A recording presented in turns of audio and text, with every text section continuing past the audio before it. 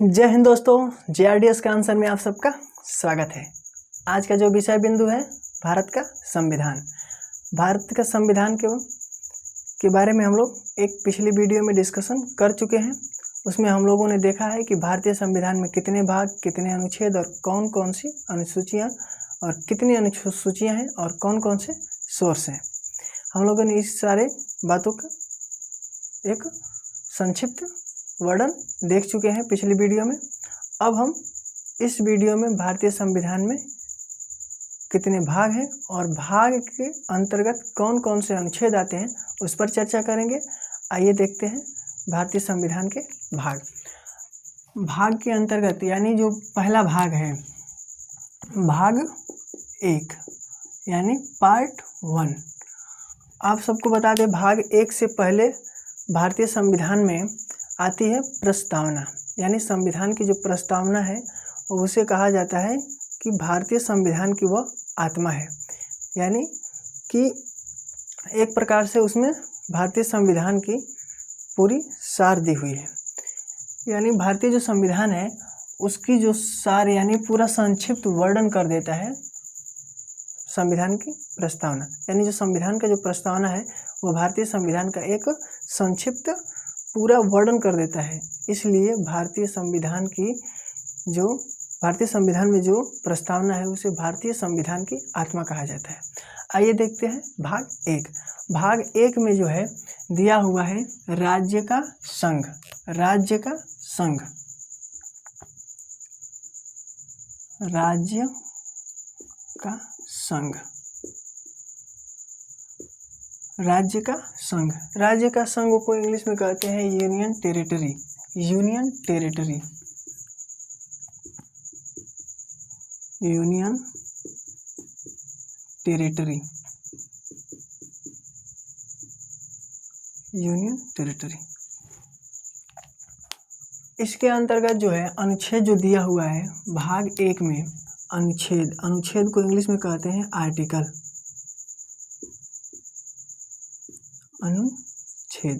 अनुच्छेद यानी आर्टिकल। इसमें जो आर्टिकल दिया हुआ है 1 से 4 तक, 1 से 4 तक। भाग 1 में जो दिया हुआ है 1 से 8 तक, 1 से 4 तक, आर्टिकल 1 से 4 तक दिया हुआ है कि राज्य का संघ यानी यूनियन टेरिटरी। अब देख लेते हैं भाग 2। भाग 2 जो है उसमें क्या दिया हुआ है। भाग 2, भाग 2 में दिया हुआ है नागरिकता। नागरिकता, नागरिकता दिया हुआ है। नागरिकता को इंग्लिश में कहते हैं सिटीजनशिप। सिटीजनशिप, इंग्लिश में कहते हैं सिटीजनशिप।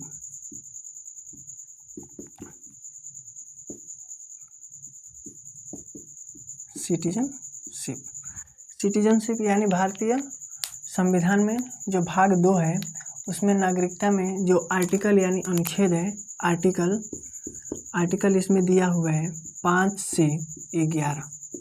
5 से 11। अब उसके बाद आता है भाग 3। भाग 3, भाग 3 के अंतर्गत जो दिया हुआ है मौलिक अधिकार। मौलिक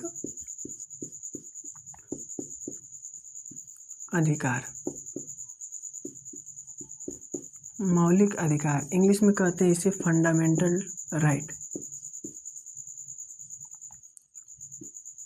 फंडामेंटल राइट्स।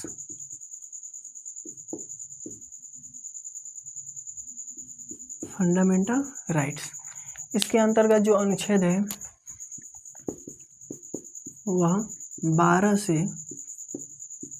35 तक है। 35 तक, इसमें जो है अनुच्छेद 12 से 35 तक है। 12 से 35 तक इसमें मौलिक अधिकार यानी फंडामेंटल राइट्स दिया हुआ है। इसके बाद आता है भाग 4। भाग 4, भाग 4 में दिया हुआ है राज्य के नीति निर्देशक तत्व। राज्य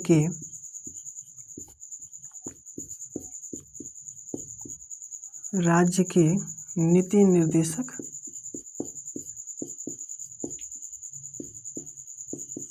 नीति निर्देशक तत्व, नीति निर्देशक तत्व। इसको इंग्लिश में कहते हैं डायरेक्टिव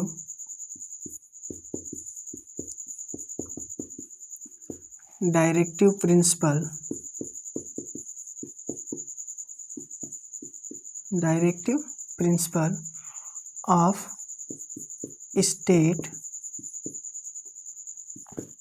पॉलिसी, यानी इसे इंग्लिश में कहते हैं directive principle of state policy. इसमें जो अनुच्छेद यानी आर्टिकल दिए हुए हैं, आर्टिकल, इसके जो आर्टिकल है वह 36 से लेकर 51 तक है। 36 से 51 तक, यानी भाग 1 में जो है राज्य का दिया हुआ है, राज्य का संघ, यानी राज्यों का संघ है। भारत जो एक देश है वो राज्यों का संघ है। वो जो भाग 1 में, इसके बारे में भाग 1 में दिया है अनुच्छेद 1 से 4 तक। भाग 2 में नागरिकता यानी सिटीजनशिप, आर्टिकल 5 से 11। भाग 3 में मौलिक अधिकार, फंडामेंटल राइट्स, अनुच्छेद 12 से 35 तक। भाग 4 में राज्य के नीति निर्देशक तत्व यानी directive principle of state policy, इसमें आर्टिकल 36 से 51 तक दिया हुआ है। अब दिया हुआ है भाग 4A। भाग 4A, भाग 4A जो है इसमें दिया हुआ है मौलिक कर्तव्य,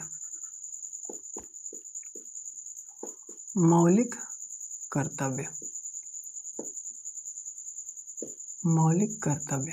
इसे इंग्लिश में कहते हैं fundamental duties, fundamental duties, fundamental duties. इसमें जो अनुच्छेद है वह यानी आर्टिकल जो है वह केवल एक आर्टिकल है, 51A। जो भाग 4A है, इसे संविधान जो संशोधन हुआ वह 42वें संविधान संशोधन अधिनियम, 42वें संविधान संशोधन अधिनियम 1976 के अंतर्गत इसे जोड़ा गया। संविधान संशोधन अधिनियम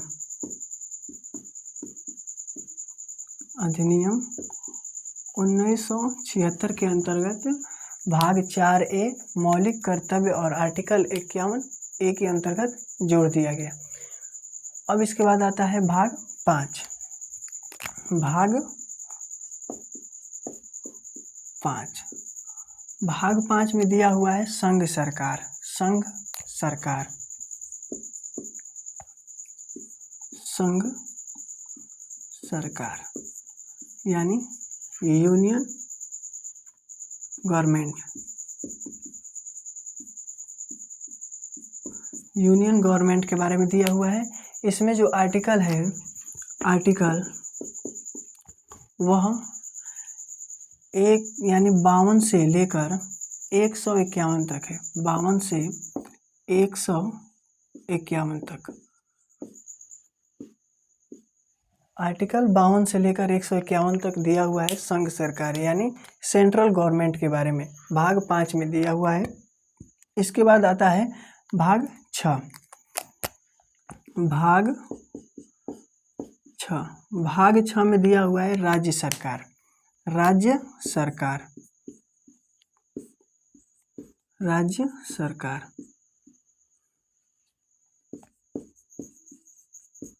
राज्य सरकार, राज्य सरकार यानी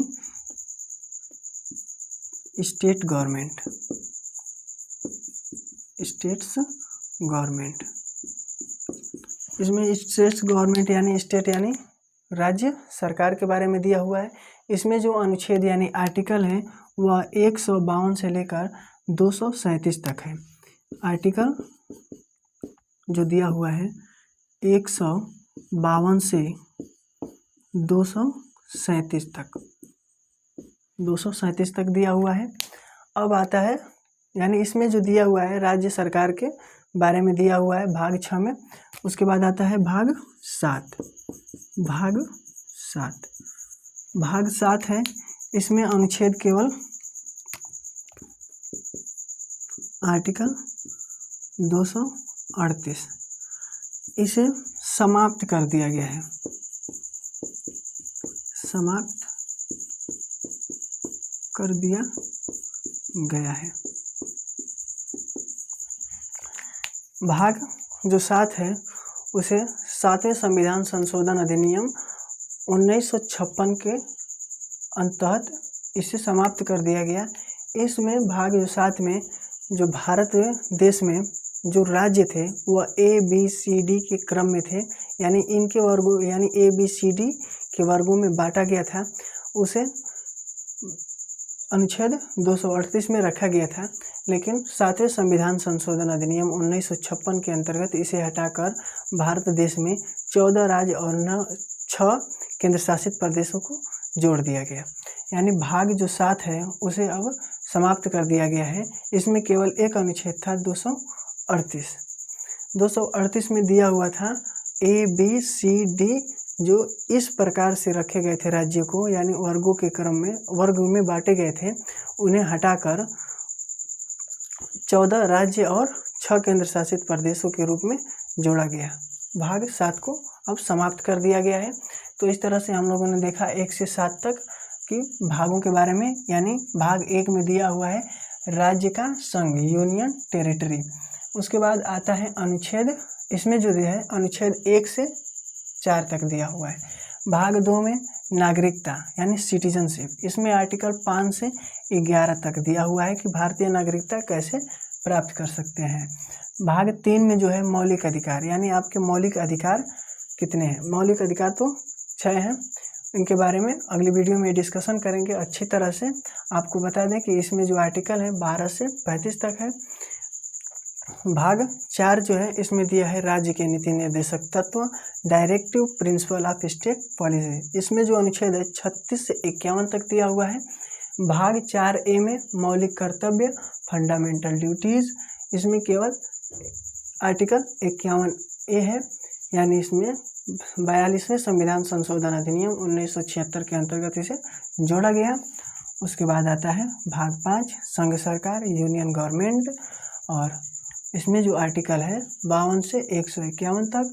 भाग 6 जो है राज्य सरकार, स्टेट गवर्नमेंट, इसमें जो आर्टिकल है 152 से 237 तक है। और भाग 7 इसे अब समाप्त कर दिया गया है।